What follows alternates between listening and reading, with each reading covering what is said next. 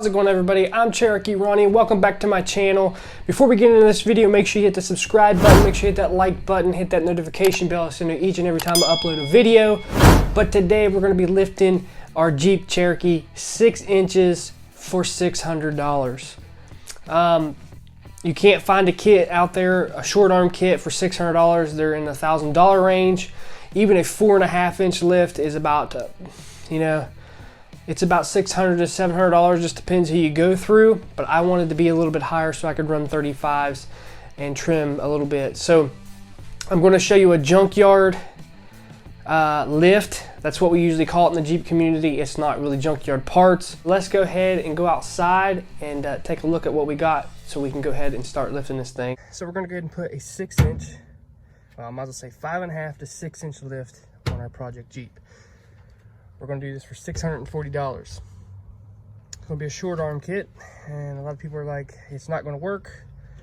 It's going to ride like crap. But I'm going to prove to you that you can spend $640 and get a 6 inch lift without spending $1,000. All right. So first thing I went and did was get the parts that I need. These are extra parts. I don't need these. I just bought them. But I got S10 packs. Okay, I'm going to be using the main leaves. I'm not going to show you the process of me taking the leaves off because I'm gonna have to take them off several times to get the lift right. I've done measured the Jeep and all that. Every Jeep's different, so that's why I'm not showing you the pack process, because I'm gonna have to put them together, take them apart, put them together. So I'm mixing it with the XJ pack and the S10 pack. I'm for sure gonna be using the main leaves. Now these aren't that old, okay? These are pretty good shape actually. So I went ahead and picked those up super cheap. I went ahead and got a dry shaft. This is an old dry shaft that I have. I know it's a good drive shaft. Just needs cleaned up, new U-joints put in it, and just, grease it and all that good stuff. We're getting this for the hack and tap for the back.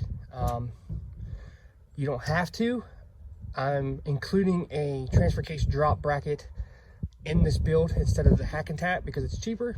It will work. I have a 2000 XJ and it will work.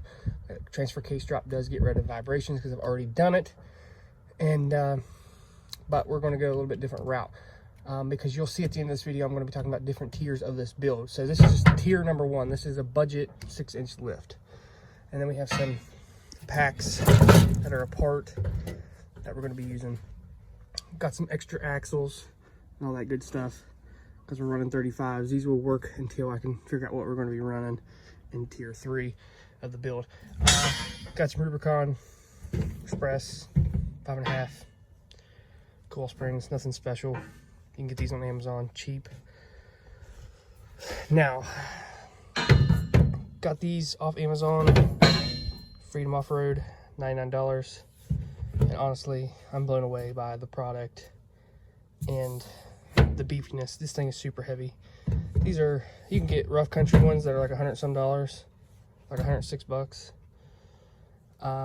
I still swear they're not as beefy as these. Yeah, they're beefy, but these things are heavy and these things are beefy. These are fixed linked, and you're asking why you're going with adjustable. Well, adjustable costs more, but what we're going to be doing with this Jeep, I won't need adjustable. The way I'm setting up this Jeep, it's pointless to have adjustables because they're usually adjusted clear in anyway.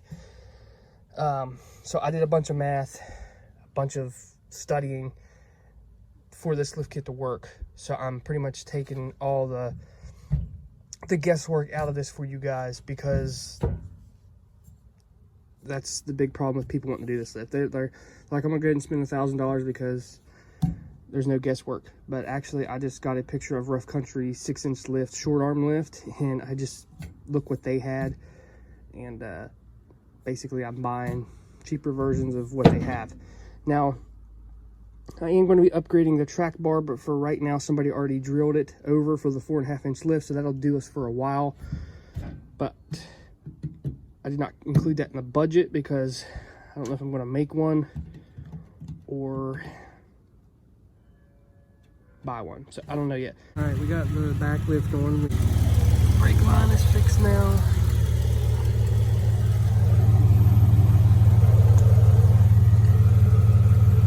With a braided brake line. All right, here's the lower control arm. As you can see, this one was getting bad. And it explains some of the wandering that we had when we brought this Jeep home. Look at that. It's pretty bad. The bushings are about done. This is the stock one, this is the aftermarket one. Now I do believe that these take the same bushing. So, oh wow, yeah, look at that. Now,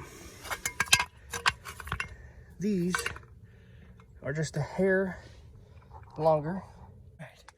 Put these lowers on, I've had a heck of a time. But what I had to do is pull the razor over here that you guys love so much on my channel. Just kidding. But I had to pull it forward a little bit and use a jack to get the bolt to line up because these are a lot longer than I thought. So I might not have to use drop brackets back there. My pinion angle and all that stuff's good. So let's go and get these bolts in there. This is fun. Yeah.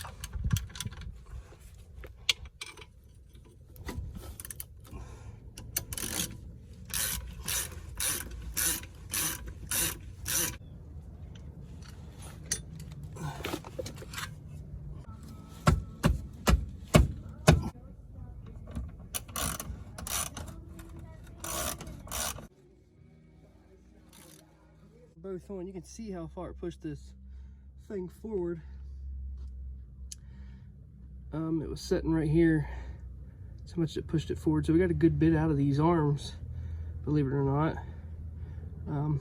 So these are a hair longer than your regular ones, and you're gonna have to use some persuasion. So we're about, got this thing on level ground, so we're about 6 to 7 degrees on the caster, and that's about good for now.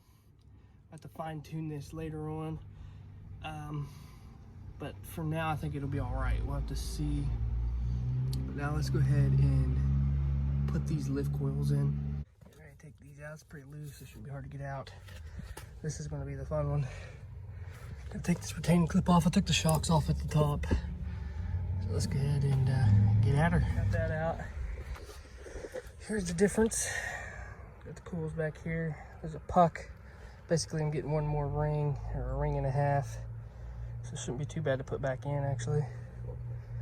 But this is supposed to be 5.5 coils. These springs were sagging really bad, too. And they had that puck on the top, and they had a rubber thing.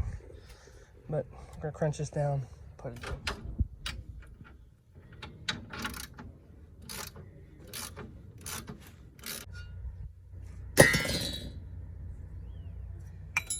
Not cheap out on spring compressors, because that is your life that you're messing with.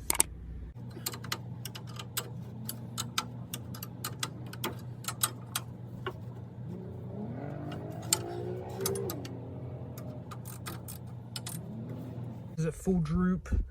I do have a little bit to play with. This will get me by until I can get extended brake lines for this thing. These are pretty rusty anyway. This will get me by. This is at droop, not ride height. Gonna put our shocks and stuff back on and put this thing back together.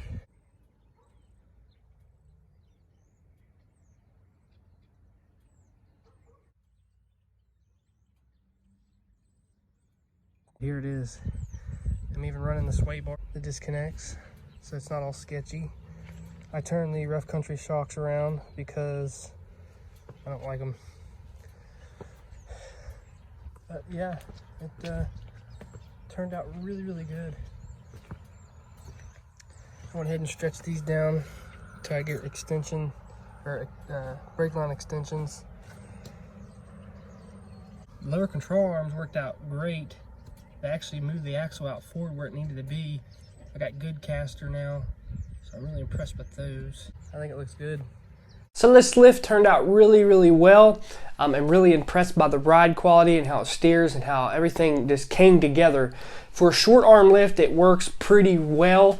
I do have drop brackets that I think I'm going to use. You really don't need them. I got my caster just right on there, on the Jeep, so everything worked out pretty well on this thing. When it comes to using S10 packs, you're just going to have to mess around. You know, one Jeep, or depends what, if you're going from top to bottom. I go from the bottom, you know, one Jeep, one S10 spring. You know, I just messed with it until I got what I wanted out of it. and what it looked like to me, about 5.5 inches to 6 inches. So I kind of recommend doing the front first, because I kind of did it backwards. I did the back first, then did the front. So I recommend doing the front first so you can get an idea where you're at and where you need to be. So we got lower control arms on there. The track bar is drilled over already. Somebody already did that for us, but we are going to replace that in the future. We extended the brake lines in the front. You know, the stock ones, we just pulled them down. We got a extended braided brake line in the back. We got the new springs on the front. So basically that's it. You can use your stock upper if you wanted to, but this is just the basic way how to lift your Jeep, you know, cheap. And it does great. It flexes great. It does great. It drives great. And you got your height that you need. And to be honest with you, you can get upper arms off eBay that from a really good seller for $100. So you can add $100 extra to that and go ahead and get uppers. But this is just tier 1 of this Jeep. This was the budget lift, and we're going to add stuff to that in tier 2, and we have tier 3. So in tier 2, we're going to be doing our own steering link. We're going to make it beefier. I'm going to show you how I did that. You just got to know how to weld and use a grinder. We're going to be putting a track bar on there. We're going to be we're going to put the uppers on there. We're going to go ahead and add a little bit more in tier 2. Got all this stuff off Amazon and eBay. Tier 3 of this Jeep will be locker in the front end, figuring out what kind of axles we're going to run, and we're going to do a rear end swap with an 8.8. So make sure you stay tuned, because this Jeep build is not over. Just the budget phase of it is over pretty much. We got to do little things to it, like change a couple gaskets and put a winch on the front. That'll be in tier 2. So just keep your eyes peeled on new videos, and you'll see this Jeep become what I want it to be over several videos. So I hope you guys enjoyed this video. Make sure you leave your comments down below. I'll answer the questions. I'll try my best to get back to you when I can. I got a busy life, but make sure you hit that like button. I'm Cherokee Ronnie. Stay dirty, my friends.